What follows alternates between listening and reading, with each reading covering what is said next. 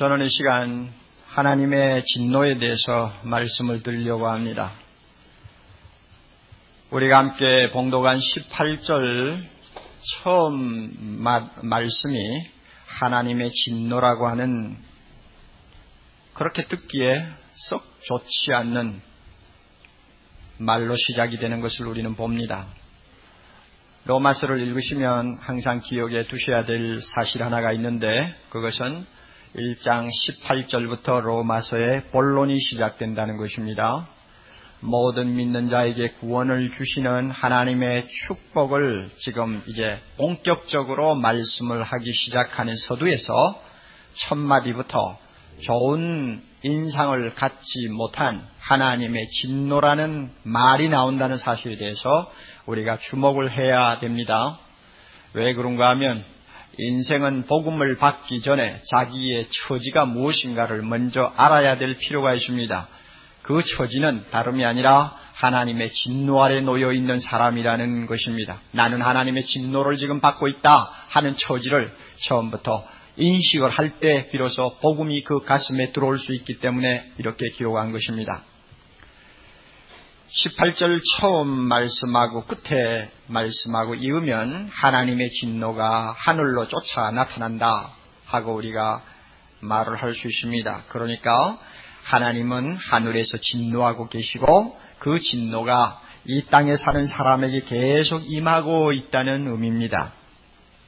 우리는 구원을 주시는 하나님 하면 항상 사랑의 하나님이라는 것을 연상합니다. 하나님은 사랑이시다 하는 것을 우리는 즐겨 또한 고백하고 또한 마음에 생각하기를 좋아합니다. 그런 의미에서 하나님의 진노, 즉 화를 내고 계시는 하나님에 대해서는 그렇게 즐거운 마음으로 접근하기가 싫은 약간의 거부감이 있습니다. 이런 인간의 얄팍한 심리를 이용해서 현대 신학자들 중에서는 하나님의 진노의 개념을 처음부터 부정해버리는 사람들이 있습니다. 왜 부정하느냐? 사랑의 하나님, 진노의 하나님, 그것은 말 자체가 벌써 어울리지 않는 말이다. 사랑이면 사랑이고 진노면 진노지 어떻게 사랑이면서 진노냐? 그러니까 그 말 자체가 벌써 모순을 일으키는 용어니까 하나님에 대해서는 사랑을 붙여야지 진노를 붙이면 안 된다 해서 아예 진노를 인정을 안 합니다. 그래서 하나님이 진노 때문에 죄인을 심판하시려고 준비하신 지옥까지도 부정해버립니다. 성경에서 뭐라고 했든 간에 그것은 죄를 짓는 사람에게 경고하기 위해서 만들어 놓은 이야기지 실제로 지옥이 없다는 이야기고, 만약에 지옥이 있다 손 치더라도 그것은 며칠 동안 가두어서 정신 차리게 하고 난 다음에는 풀어주는 곳이지 영원히 벌주는 곳은 아니다. 이런 식으로 해석합니다. 굉장히 듣기 좋죠? 그랬으면 좋겠죠, 사실. 진노라는 말을 사전에 찾아보면 손해를 당하거나 모욕을 당할 때 생기는 불쾌하고 강한 적대 감정이라고 이렇게 나와 있습니다. 그러니까 이러한 의미를 놓고 볼 때 이것은 하나님에게 어울리는 말이 아니라는 것은 사실입니다. 하나님이 무슨 손해를 보는 것 있나요? 모욕을 당하는 일이 있나요? 하나님은 영원히 자존하신 분인데 뭐 그렇게 감정을 이기지 못해서 화를 부럭부럭 내는 그런 분으로 우리가 생각할 수가 없죠. 그럼에도 불구하고 하나님이 진노하신다 하는 말을 쓰는 것은 어디까지나 하나님을 우리 인간의 입장에서 이해하는 표현이라는 것을 기억하십시오. 말은 항상 불완전합니다. 그래서 하나님이 참 사랑 아닌 다른 면이 있는데 그것을 무엇으로 표현할까? 사람이 쓰는 용어를 사용할 수밖에 없죠. 그것이 바로 진노라는 말입니다. 그래서 먼저 우리가 정리를 해야 될 것이 있습니다. 하나님의 진노는 성격상 어떤 것이냐 하는 것입니다. 진노가 뭐냐? 인간이 화를 내는 거하고 좀 틀린다고 하면 하나님의 진노는 그러면 어떤 것이냐 하는 말입니다. 두 가지를 잘 정리해 놓으십시오. 첫째는 하나님의 진노라는 것은 죄를 조금도 용납하지 못하는 그의 거룩한 품성으로 인해서 나타나는 죄에 대한 반응입니다. 더 간단하게 요약하면 하나님이 거룩하시기 때문에 죄에 대해서 보여주는 반응이 진노입니다.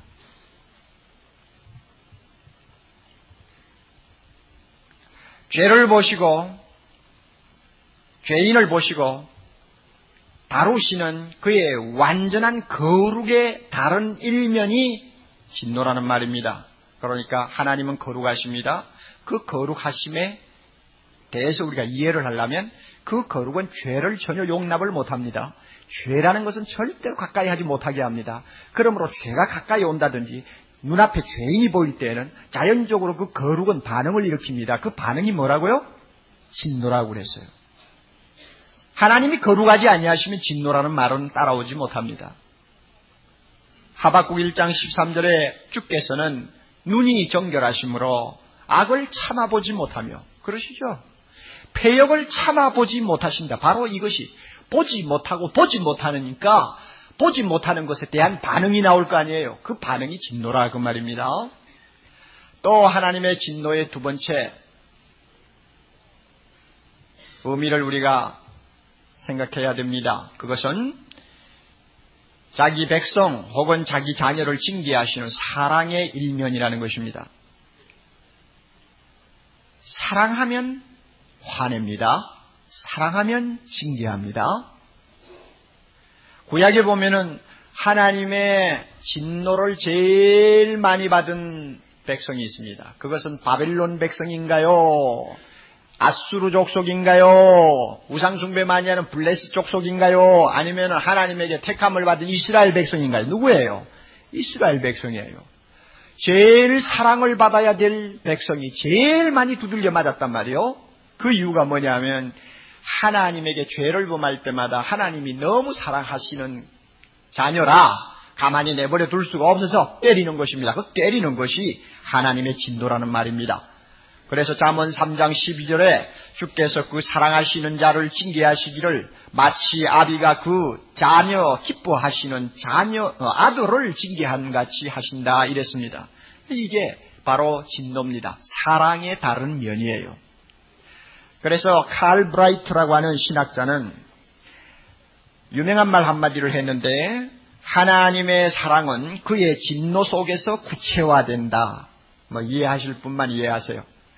그런데 좀 더 쉽게 더 멋있게 말을 한 신학자가 있습니다. 에밀 브룬노라고 하는 신학자인데 그는 말하기를 하나님한테 등을 돌린 사람을 향한 하나님의 진노가 곧 하나님의 사랑이다. 하나님 앞에 등을 돌리고 떠나는 자녀에게 진노하시는 그것이 곧 뭐요? 하나님의 사랑이다. 우리가 이렇게 두 가지를 생각했습니다. 하나님의 진노는 거룩의 일면이요 사랑의 일면이다. 그러므로 하나님이 하나님 되기 위해서는 거룩하심 못지않게 진노하시는 분이어야 하고 하나님이 하나님 되기 위해서는 사랑하시는 것 못지않게 진노하시는 분이어야 합니다. 악을 아무리 범해도 무감각하고 반응이 없는 분이 하나님이라고는 우리는 생각할 수가 없고 죄인을 보고도 심판하실 생각도 안 하고 먼 산 쳐다보고 계시는 분을 우리는 하나님이라고 경배할 수가 없죠. 그러므로 하나님의 진노는 하나님이 되기 위해서 하나님으로 영광을 받으시기 위해서는 결단코 빼놓을 수 없는 하나님의 중요한 품성의 일면입니다. 이 사실을 기억해 두시기 바랍니다. 그러면 18절을 조금 우리가 검토를 하고 넘어갑시다. 18절 하나님의 진노가 불의로 진리를 막는 사람들의 모든 경건치 않음과 불의에 대하여 하늘로 쫓아 나타나나니 했습니다. 우선 먼저 왜 하나님은 진노하시는가? 그 이유는 불의로 진리를 막는 사람들 때문에 진노한다고 했습니다. 불의로 진리를 막는다. 여기서 불의라는 말은 원문상으로 조사하면 좀 복잡하게 우리가 해석을 해야 될 필요가 있습니다만은 여기서는 단순하게 죄라는 말로 대치를 해도 절대 잘못이 아닙니다. 죄를 가지고 진리를 고의적으로 거부하고 또 반항하고 또 대적하는 사람들이 세상에 오죽이 많아요. 이 사람들 때문에 하나님이 진노하지 아니할 수가 없다는 것입니다. 우리 주변에 너무나 많습니다. 예수 그리스도를 고의적으로 반대하고 핍박하는 자가 한두 명입니까? 하나님이 이리 해라 하면 저리 하고 모든 것을 거꾸로 하는 사람들이 얼마나 많습니까? 성경 말씀을 통해서 하나님의 진리를 분명히 보여주셨는데 만사를 그 진리와는 반대되게 생각하고 반대되는 방향으로 항상 따라가기를 좋아하는 사람들이 얼마나 많아요. 뭐 대부분 전부지요. 우리 모두가 그런 사람들이었지 않습니까? 이런 사람들 때문에 하나님의 진노가 임하고 있다. 좀 더 구체적으로 무엇에 대해서 진노하시는가? 성경에 보면은 사람들의 모든 경건치 않는 것, 그 다음에 두 번째는 뭐예요? 불의. 이 두 가지에 대해서 특별히 하나님은 진노하신다고 했습니다. 여기서 경건치 않다 하는 이 죄는 19절 이하에서 25절까지 나오는 종교적인 죄를 의미합니다. 하나님에 대한 공공연한 공격행위, 하나님에 대한 대적행위의 죄를 말합니다. 다음 시간에 제가 여러분에게 말씀드리겠지만 이것은 죄 중에 죄입니다. 경건치 아니한 것이 뭐냐? 하나님을 향해서 공공연히 도전하는 것입니다. 이 죄 때문에 하나님은 진노를 퍼붓고 계시고, 또 하나 여기서 불이라고 하는 것은 26절 이하에서 32절까지 나오는 인간을 공격하는 죄들입니다. 다른 말로 말하면 도덕적인 죄를 말합니다. 각가지 더러운 생각에서부터 시작해서 이웃을 해치는 모든 잘못된 행위, 이 하나하나에 대해 하나님이 진노하고 계신다는 것입니다. 그리고 18절에서 또 하나 우리가 생각할 것이 있습니다. 언제 하나님이 진노하시는가 하는 문제입니다. 언제 진노하시나? 하늘로 쫓아 나타나나니, 어디 있습니까? 마지막 끝에 있죠.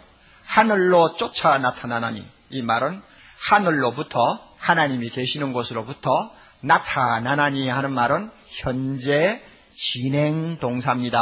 그러니까 계속 진노하고 계신다는 말입니다. 따라서 언제 진노하시느냐 하고 묻는다면 날마다 진노하신다, 지금 진노하신다, 계속 진노하고 계신다, 우리가 이렇게 해석을 할 수가 있습니다. 시편 7장 11절, 하나님은 의로우신 재판장이시며 매일 분노하시는 하나님이시로다. 매일 분노하신다. 그러므로 언제냐 하고 물으면 지금, 당장, 날마다 죄에 대해서, 죄인에 대해서, 경건치 못한 자에 대해서, 불의에 대해서 하나님은 진노하신다는 말입니다. 우리가 18절을 이렇게 세 가지 측면에서 검토하면서 참 다시 한번 우리 자신을 돌이켜보고 반성해야 될 사실이 하나 있습니다. 하나님은 얼마나 죄를 미워하시며 죄를 거부하시는 거룩한 분인가 하는 것을 여기서 좀 배워야 합니다. 우리는 이 진노하시는 하나님에 대해서 좀 생각을 가볍게 하는 버릇이 있습니다. 대단하지 아니한 것처럼 생각을 하는 버릇이 있어요. 예수 믿고 나서 이 버릇이 더 많이 생겼어요. 물론 그렇게 생각할 이유가 있겠습니다만은 원칙상 하나님의 진노하시는 하나님에 대해서는 우리는 두려움으로 생각해야 합니다. 하나님이 얼마나 죄에 대해서 거부 반응을 일으키시는가. 내가 비록 예수 믿는 사람이라 할지라도 내 마음속에 일어나는 나쁜 생각 하나하나에 대해서 얼마나 하나님은 진노하시는가, 이 부분 한번 생각하고 넘어가자 그 말입니다. 아무것도 아닌 것처럼 그저 평범하게 보아준다 이런 식으로 해석하지 말고, 하나님은 거룩하시기 때문에, 사랑이기 때문에 반드시 악에 대해서는 진노하시고 사랑하는 자가 잘못되었을 때는 진노하시는 분이라는 걸 생각할 때 우리는 진노하는 하나님을 가볍게 다루는 버릇을 가지면 안 됩니다. 두려워해야 돼요. 두려워해야 돼요. 예수님이 누가복음 12장 5절에 말씀하신 대로 정말 우리가 두려워해야 합니다. 내가 마땅히 두려워할 자를 너희에게 보이리니 곧 죽인 후에 또한 지옥에 던져넣는, 왜 던져넣습니까? 진노하시는 분이니까 던져넣죠. 던져넣는 권세 있는 하나님을 두려워하라. 내가 참으로 너희에게 이르노니 그를 두려워하라. 두려워해야 합니다.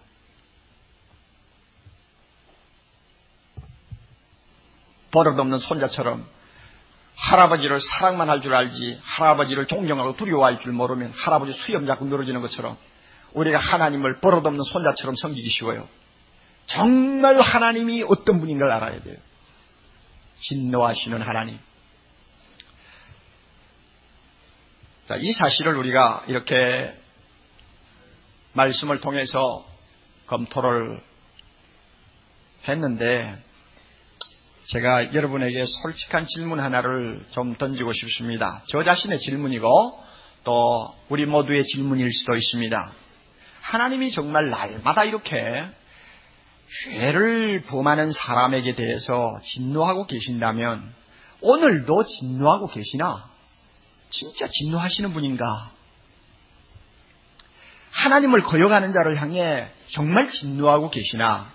불의를 행하는 자에게 정말 진노를 퍼붓고 계시는 분인가? 진노하고 계신다면 그 증거가 무엇인가? 한번 묻고 싶다는 이야기입니다. 왜 이런 질문을 해야 하는가? 그 이유는 간단합니다.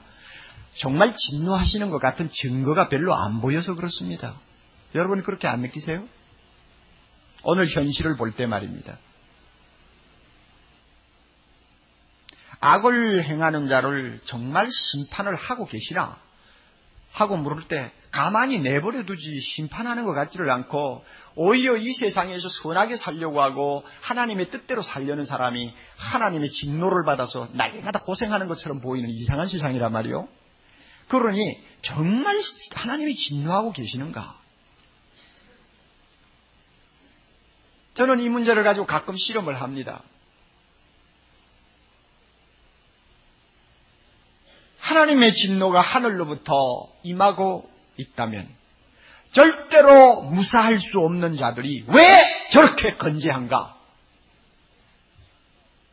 수십만 수백만의 무고한 피를 흘린 독재자가 왜 다른 나라에 돈을 싸질머지고 가서 앉아서 20년 30년 건재하면서 생을 향락할 수가 있는가? 정말 하나님은 진노하시는가?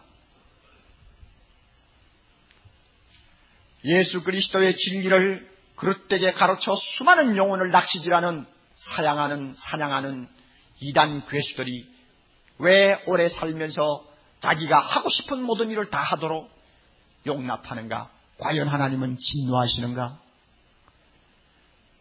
많은 사람을 살인하고서도 아직도 붙잡히지 아니하고 세상을 자신 있게 살고 있는 자들, 불의의 재산을 축제해서 많은 이웃을 해친 사람들, 심지어 예수 믿는 자들을 핍박하고 하나님의 교회를 괴롭힌 사람들이 어떻게 저렇게 건재할 수 있는가? 정말 하나님이 진노하시는가? 가끔 우리 주변에는 천재지변이 많이 일어납니다. 지진이라든지 홍수라든지 또 기근이라든지 가뭄이라든지 많이 일어나고 있는데 그것도 가만히 보면 꼭 일어났으면 하는 나라가 있죠.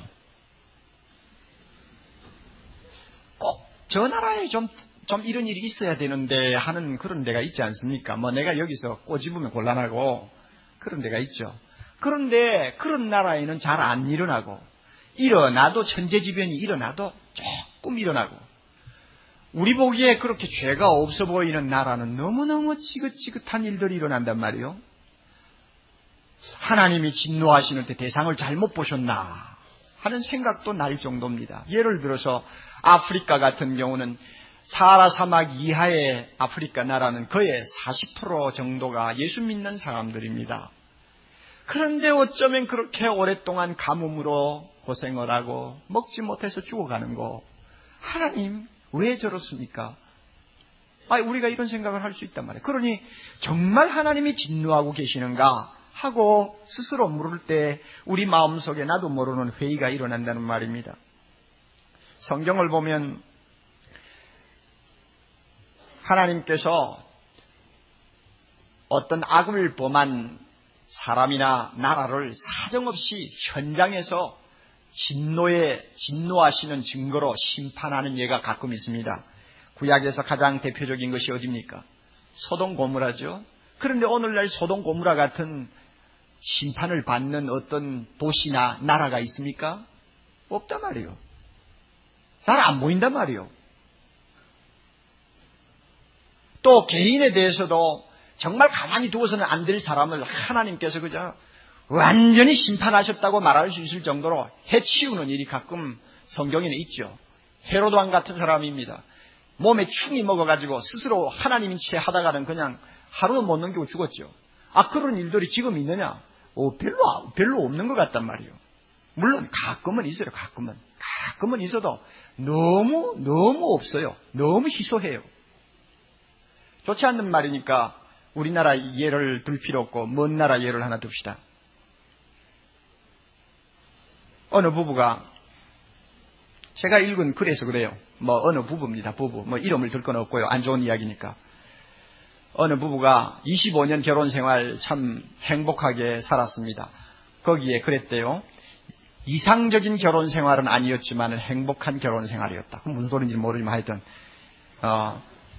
25년 동안 그저 결혼 생활 잘했다는 이야기입니다. 그리고 행복했고 자녀들이 셋이 잘 자라고 있고 경제적으로도 유복해서 이제는 좀 노후에 좀 더 편안한 생활을 하기 위해서 집을 바꾸기로 했습니다. 그래서 호숫가의 그림처럼 참 자리를 잡고 있는 멋진 집을 찾아다녔습니다.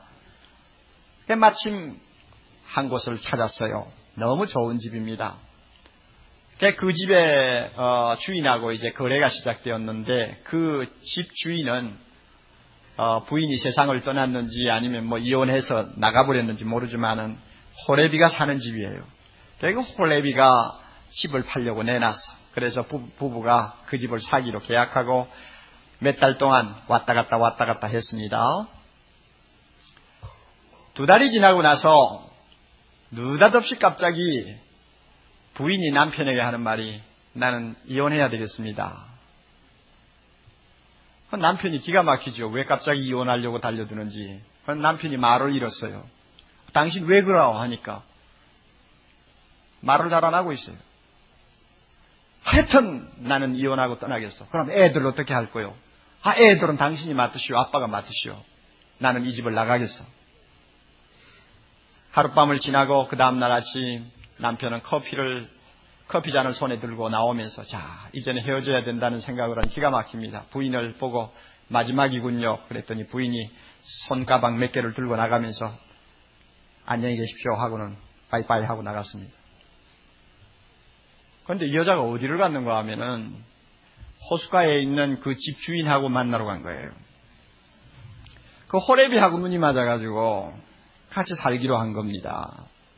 얼마나 기가 막힌 이야기예요. 우리는 기가 막힌 이야기지만 미국 같은 데서는 그저 예사 이야기입니다. 그랬는데 그 여자가 가서 새 살림을 꾸미고 호숫가에서 그야말로 꿈을 꾸면서 사는 생활이 한 2주 지나가서 2주 지나갔는데 갑자기 남편 되는 사람이 남편도 아니지 남자가 심장마비를 이렇게 죽었어요. 누가 진노하신 거요? 누가 진노한 거요? 하나님이 진노하시고 진노하시는데 어떻게 했어? 즉각적으로 심판하시죠. 왜 남자를 죽였는지 모르겠어요. 여자를 죽였으면 좋겠는데.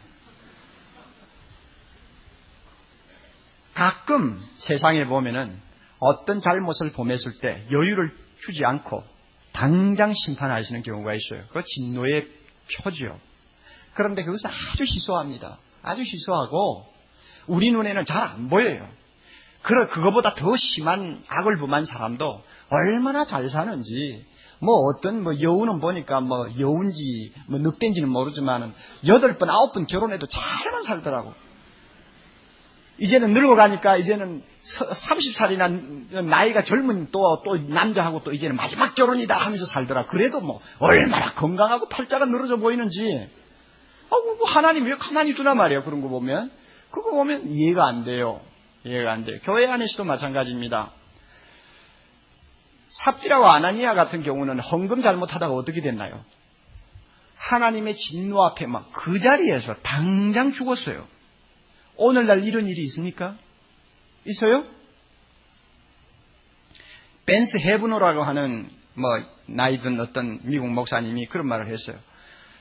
만약에 하나님께서 요즘도 교회 안에서 삽비라와 아나니아처럼 잘못한 사람들을 계속 심판하신다면 교회마다 지하실에 영안실을 만들어 두어야 할 것이다 그랬습니다. 안 그러겠어요? 영안실 만들어 둬야지. 뭐 계속 내려갈 테니까. 잘못하면 목사도 내려갈 거란 말이에요. 그렇죠. 내려가죠. 그런데 하나님이 그렇게 진노를 금방금방 하시면서 심판을 하느냐? 그렇게 안 하신단 말이에요. 우리가 이런 것을 볼 때 하나님이 정말 진노하시는 분인가 하는 데 대해서는 의심이 좀 갑니다. 좀 어떤 때는 고약한 짓을 하는 사람은 세상 사람들이 볼 때 과연 하나님이 가만히 안 두고 하나님이 두지 않고 심판을 하셨구나 하고 말할 수 있을 만큼 한번 본때를 좀 보여주면 이 세상이 좀 더 맑아질 것 같은데 전혀 하나님이 그렇게 안 하세요. 회개하고 돌아오는 사람도 더 많을 것 같은데 하나님이 그렇게 안 하신단 말이에요. 그러면 하나님이 진노하신다는 말은 허구에 지나지 않는 것 아니냐? 거짓말 아니냐? 그것은 괜히 겁주기 위해서 성경에 기록된 말에 지나지 않지 않느냐 하고 우리가 마음에 의구심을 가질 수가 있다는 것입니다. 그런데 오늘 저는 이 의구심이 잘못되었다는 것을 성경적으로 여러분에게 말씀드리려고 합니다. 저나 여러분이나 너무 하나님께서 심판하지 않고 내버려 두는 사람들이 많으니까 진노하지 않는 것처럼 오해할 수가 있는데 그 오해가 근본적으로 하나님을 잘못 알고 있다는 사실, 하나님의 진노의 성격을 우리가 이해하지 못하는 데서 오는 것이라는 것을 제가 세 가지로 먼저 말씀을 드리고자 합니다. 첫째로 하나님의 진노는 어떤 성격을 가졌느냐? 첫째의 성격은 하고 싶은 대로 내버려 두는 것입니다. 자, 성경 보세요. 24절 잘 보세요. 보시면서 표도 해놓고요. 24절 그러므로 하나님께서 저희를 다 같이 마음의 정욕대로 더러움에 내어 버려두사 됐어요. 마음에서 일어나는 정욕대로 하고 싶은 대로 내버려 두는 것. 이게 진노입니다. 또 한 것도 있죠. 26절 이를 인하여 하나님께서 저희를 그 다음에 다 같이 부끄러운 욕심에 내어 버려 두셨다. 또 한 것 있죠. 28절 또한 저희가 마음에 하나님 두기를 싫어하며 하나님께서 저희를 그 상실한 마음대로 뭐 했습니까? 내어 버려 두셨다. 여기서 상실한 마음이라 하는 말은 부패한 마음대로, 부패한 마음 하는 뜻입니다. 그러니까 이 세 가지를 종합해서 보면 인간이 부패한 마음으로부터 정욕대로 욕심대로 하고 싶은 것을 마음대로 할 수 있도록 내버려 두는 것, 이것이 오늘날 하나님의 진노의 성격이라고 말이에요. 여러분 이거 이해하셔야 돼요. 굉장히 중요한 겁니다. 마음대로 즐기고 원하는 대로 살고 수단을 많고 가리지 않고 성공하고 그러면 다 잘 된단 말이에요. 브레이크가 걸리지를 않아. 다 잘 돼. 원하는 대로 다 돼. 그러면 세상 사람들은 그것을 보고 형통하다고 하는 말을 쓰고 행복하다는 말을 쓰지만 성경에는 뭐라고 하느냐? 하나님의 진노를 받고 있다 이렇게 이야기합니다. 왜? 내버려 뒀으니까. 여러분 입시를 몇 달 남겨놓은 고3 아들이 공부가 그만 지겨워가지고 아버지 어머니 말을 듣지 않고 나가서 술 마시고 들어오고 학교 안 가고 나중에는 담배 피우고 밤에 나가서 고고춤 추고 밤새도록 있다가 새벽에 들어오고 아무리 아버지 어머니가 달래고 어떤 땐 때리고 가장 여러 가지 좋은 말을 가지고 좀 돌려보려고 했지만은 끝까지 말을 듣지 않다가 나중에는 마약 중독자까지 된다고 해봅시다. 그럴 때는 부모가 이제는 극도로 화가 납니다. 화가 나면 그때 하는 말이 있죠. 막말이 있죠. 막말. 뭐예요? 마음대로 해. 마음대로 해. 너 마음대로 해. 망하든지 죽든지 마음대로 해. 그러면 마음대로 해 하는 것은 내버려 둔단 말이에요. 이것은 부모의 화가 극도로 치밀어 올랐을 때 하는 말입니다. 바로 그거예요. 하나님의 진노가 막 당장 이 사람 죽이고 저 사람 때리고 하는 거 아니에요. 하고 싶은 대로 내버려 두고 마음대로 해. 이것이 오늘날 이 세상 사람에 대해서 하나님이 자기 진노를 표현하는 방법이라는 걸 우리가 알아야 합니다. 굉장히 무서운 일입니다. 그러므로 가끔 가다가 마음대로 잘 안 되고 실패하고 고통을 당하면 그것은 진노입니까? 사랑입니까? 사랑이죠. 그래가 예수 믿고 돌아오는 사람 많죠? 그건 사랑이죠. 그런데 끝까지 마음대로 내버려 두면 어떻게 되나요? 그거는 완전히 하나님의 진노 아래서 끝나는 인생입니다. 정말 불쌍한 사람이에요. 또 하나, 하나님의 진노는 계속 쌓아놓으시는 것을 의미합니다. 당장 그때마다 심판을 하지 않고 계속 쌓아놓고 모아놓는 것을 말합니다. 2장 5절을 봅니다. 2장 5절 보면 다만 내 고집과 해개치 아니한 마음을 따라 진노의 날 곧 하나님의 의로우신 판단이 나타나는 그날에 어떻게 합니까? 이 말 진노를 내게 쌓는도다. 계속 하나님께서 쌓아놓는 거예요. 마치 댐 속에 물이 가득 찰 때까지 기다리는 것과 같아요. 그러니까 물이 가득 차가지고 댐이 무너진다든지 수문을 열면 굉장히 무서운 힘으로 물이 내려가죠. 하나님의 진노의 날까지 벌 주지 않고 내버려 두어 자꾸 쌓아두는 거예요. 군대에서 흔히 쓰는 말대로 하면 사정거리 안에 들어올 때까지 기다리는 거예요. 당장 그냥 쏘아도 되겠는데 조금 더 기다려. 조금 더 가까이. 왜 기다립니까? 왜 자꾸 기다려요? 명종시켜서 끝내주려고 기다리는 거죠. 마찬가지로 많은 악을 범하는 사람을 당장 그때마다 하나님께서 벌을 주신다면 그것은 사랑이 되겠죠. 사랑의 채찍이 되겠죠. 그런데 끝까지 그렇게 하지 않고 쌓아두시기만 하는 것은 그 사람에게 대해서 얼마나 무서운 하나님의 진노가 임하고 있다는 것을 우리가 배워야 합니다. 여러분 자녀들을 키우니까 잘 알죠? 내가 어릴 때 부모로부터 들은 말 중에 항상 공포를 느끼게 하는 말이 있는데 어디 두고 보자입니다. 두고 보자. 여러분 두고 보자라는 말이 그게 참 그 어린애들에게는 굉장히 무서운 말이거든요. 그럼 아빠 엄마가 당장 그냥 왜 잘못했어 하고 그냥 회초리 하나 때리고 끝내주면 마음 편안하게 그냥 지낼 수 있는데 때리지를 않고 두고 보자입니다. 두고 보자. 그러니까 언제까지 두고 볼지 모르지만은 항상 불안하단 말이에요. 하나님이 바로 오늘날 이 세상의 모든 악을 범하는 사람에 대해서 두고 보자입니다. 이게 쌓아놓는 거예요. 심판의 날까지. 그런데 두고 보자가 아니고 어느 때 갑자기 치신다든지 돌이키시면 그것은 진노입니까? 사랑입니까? 사랑이죠. 여러분 이 성격을 이해하세요? 또 세 번째 진노의 성격이 있습니다. 그것은 폭로하지 않고 가만히 잘못된 걸 숨겨놓는 것입니다. 비밀을 지켜주는 것입니다. 2장 16절을 보세요. 2장 16절 곧 내 복음에 이른 바와 같이 하나님이 예수 그리스도로 말미암아 사람들의 그 다음에 다 같이 은밀한 것을 심판하시는 그날이라. 왜 은밀한 것을 심판하시는 날이 있습니까? 하나님께서 그것을 폭로하지 아니하고 계속 숨겨놓았단 말이요. 그러니까 사람들이 굉장히 좋아하지요. 예수님이 말씀하신 대로 이 세상 사람들은 자기들의 악한 행위가 드러날까 항상 겁이 나가지고 삘 앞으로 오지 않는다고 했는데 언제든지 비밀을 지키기를 원합니다. 그래서 그 비밀이 영원하기를 바라고 시간 속에 영원히 망각되기를 바라죠. 그러나 그 자체가 하나님의 진노라는 사실을 사람들은 잘 모릅니다. 하나님은 그런 사람을 향해서 내가 모르는 줄 아나 다 안다. 그러나 지금 아는 체 하지 않고 가만히 있겠다.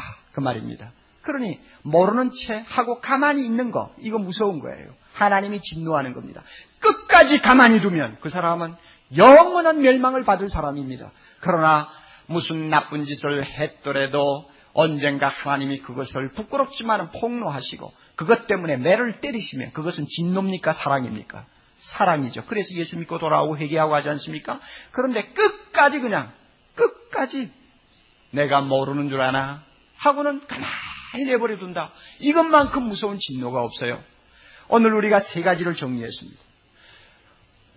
우리는 하나님의 진노하면 당장 삽비라와 아나니아를 막 당장 죽이듯이 그냥 그때마다 하나님이 악인을 처리하시고 악한 국가를 징벌하는 것으로만 이해를 합니다만 그와 같은 하나님의 진노는 지금 이 세상에 잘 보이지를 않습니다.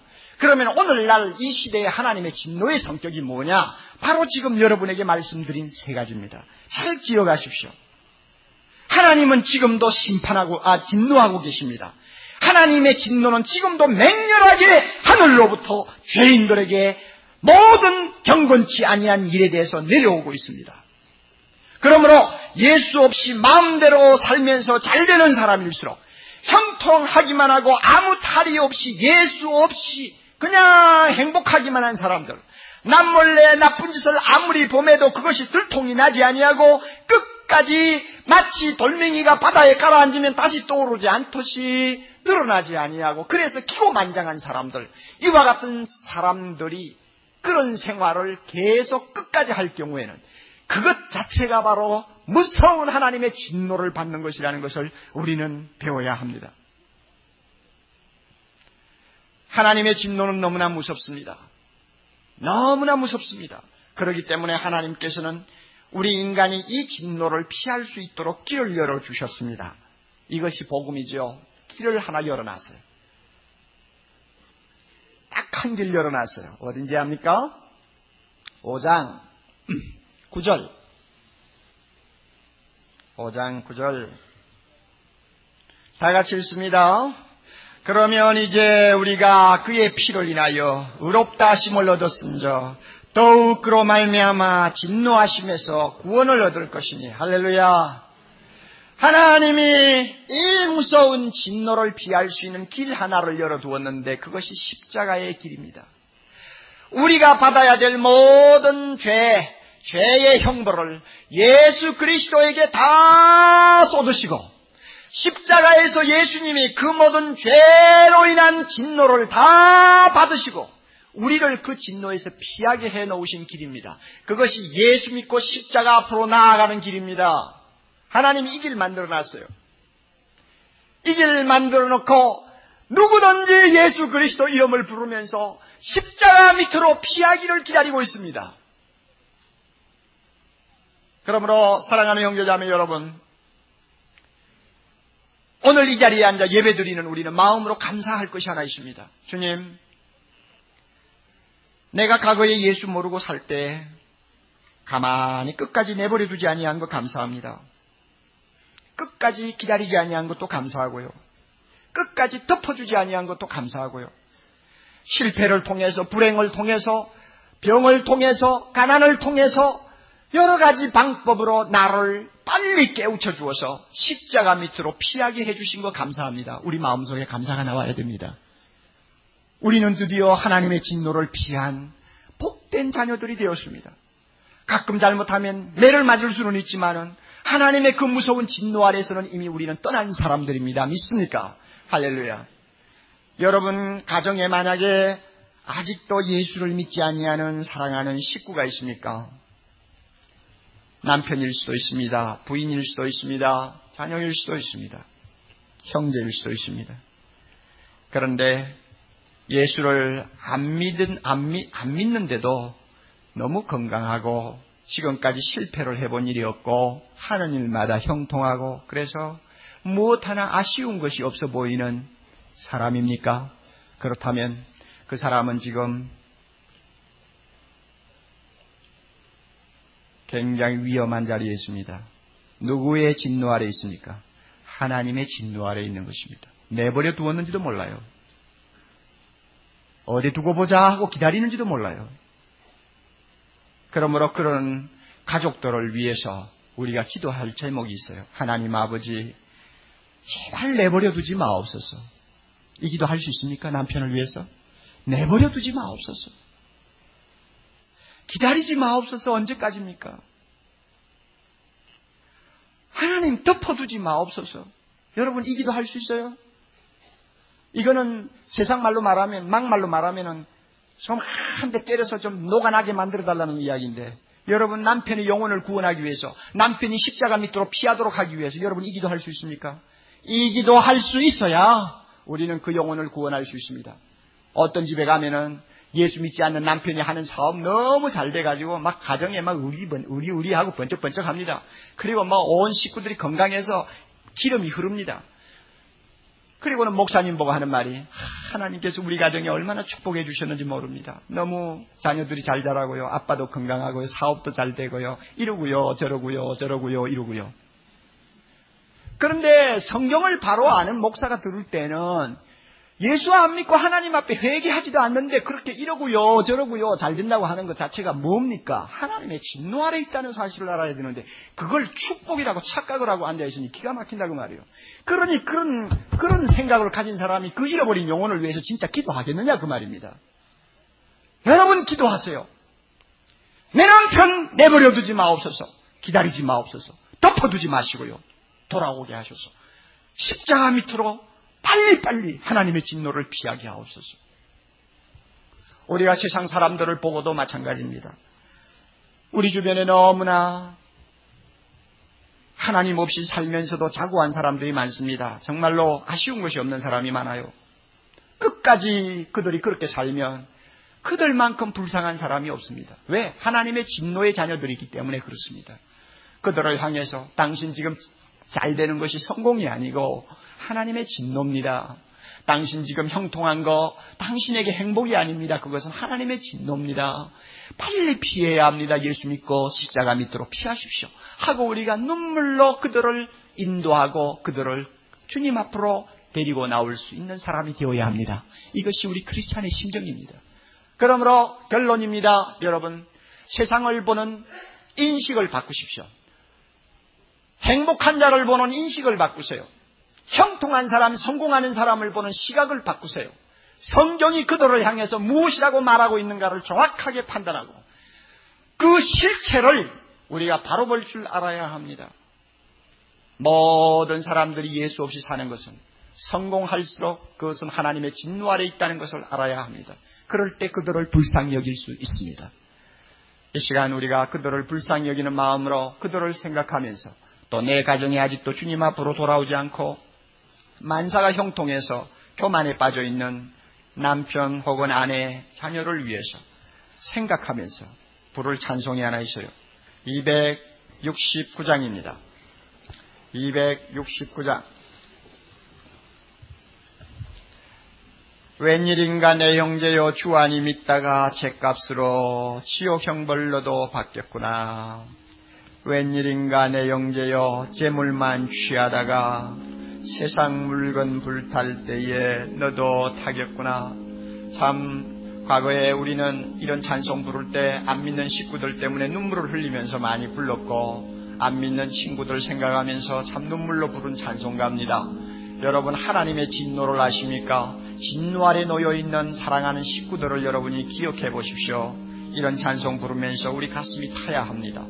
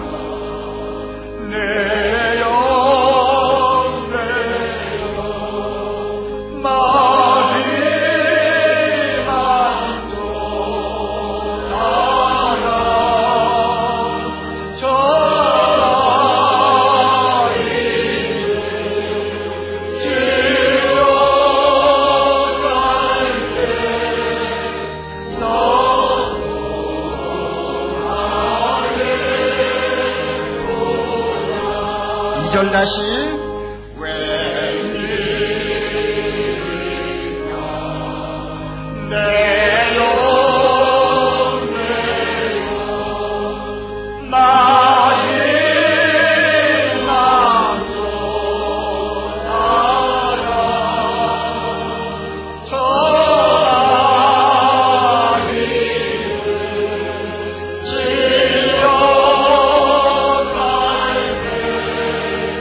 No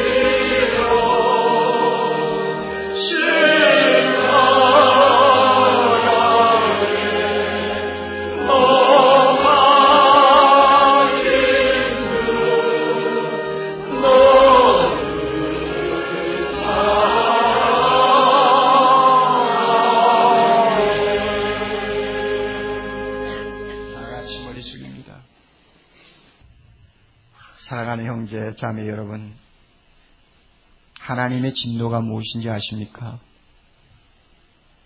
우리는 하나님의 진노를 두려워하지 못하는 굳은 마음, 완악한 마음이 자리 잡고 있다는 것을 먼저 회개해야 합니다. 우리는 세상에서 하나님 없이도 잘 되는 사람들을 바라보고 부러워할 때가 있죠. 그들을 하나님의 진노 아래 놓인 자로 보는 눈이 있어야 합니다. 잘 되면 잘 될수록, 형통하면 형통할수록, 아무리 나쁜 짓을 해도 누구 하나 막는 사람이 없을 만큼 앞길이 확 트여 있는 사람일수록 그는 하나님의 진노 아래 있다는 것을 알아야 합니다. 그들을 위해 우리가 무엇이라고 기도해야 합니까, 여러분? 주여, 기다리지 마세요. 끝까지 가만히 두지 마세요, 주님. 숨겨두지 마세요. 덮어두지 마세요. 십자가 밑으로 피할 수 있도록 주여 꺾어주세요. 우리 이런 기도, 아무리 사랑하는 내 남편이라도 위해서 할 줄 알아야 되고, 자녀를 위해서 기도해야 되고, 내 이웃을 위해서, 내 민족을 위해서 이런 기도할 수 있어야 합니다. 한 목소리로 기도합니다. 한 목소리로 기도합니다. 여러분, 얼마나 답답한 사람 많아요. 기도합시다. 끝까지 하나님의 진노 아래 살다가 망하는 자들 그대로 있으면 안 돼요. 거룩하신 하나님 아버지, 사랑이 풍성하신 하나님 아버지, 하나님은 거룩하시고 사랑이시기 때문에 죄를 그대로 보지 못하시며, 하나님 아버지여, 사랑하는 자가 잘못된 길로 갈 때 가만히 계시지 못하시는 진노하시는 하나님이신 것을 오늘 우리가 다시 한번 배울 수 있게 해주신 거 감사하옵나이다. 우리는 하나님 악을 범하면서도 잘되는 사람들이 너무 우리 주변에 많기에 하나님의 진노가 멎어버린 것처럼 착각하고 있을 때가 많이 있지만, 하나님의 말씀을 통해서 세밀히 살펴보면은 하나님이여 잘되는 사람일수록, 형통하는 사람일수록, 하나님 없이도 모든 것이 하나님 아버지여 마음대로 되는 사람일수록 바로 그 상태 그 자체가, 그 성공 자체가, 그 형통 자체가, 그 행복 자체가 끝까지 그대로 계속되면 하나님의 무서운 진노가 된다는 사실을 우리가 말씀을 통해 배우게 해주신 거 감사합니다. 하나님, 그러므로 이제부터 믿지 아니하는 내 식구들, 믿지 아니하는 내 주변에 살아가는 모든 이웃들을 바라보는 눈이 달라지게 해주시기를 바랍니다. 하나님이 준비해 놓으신 십자가 밑으로 하나님의 진노를 피하여 돌아올 수 있도록 우리 그들을 위해 기도하게 하시고 전도하게 하시고, 그들로 하여금 눈을 뜨고 정신을 차릴 수 있도록 만드는 거룩한 복음의 사자들이 다 되도록 해주시옵소서. 주여, 우리를 꺾어주신 거 감사합니다. 우리의 잘못을 그대로 내버려두지 아니하신 거 감사합니다. 우리를 행복하게 하지 않게 하심을 감사합니다. 행복하지 않기 때문에, 성공하지 못했기 때문에, 불행하기 때문에, 고생하기 때문에, 어려움이 많았기 때문에 예수 앞으로 나온 것은 하나님의 진노가 아니라 하나님의 사랑이었음을 알게 해주신 것 감사합니다. 이와 같은 축복을 받은 우리들이 오니 우리들만이 축복 가지고 살지 않도록 해 주시옵소서. 예수님 이름으로 기도하옵나이다. 아멘.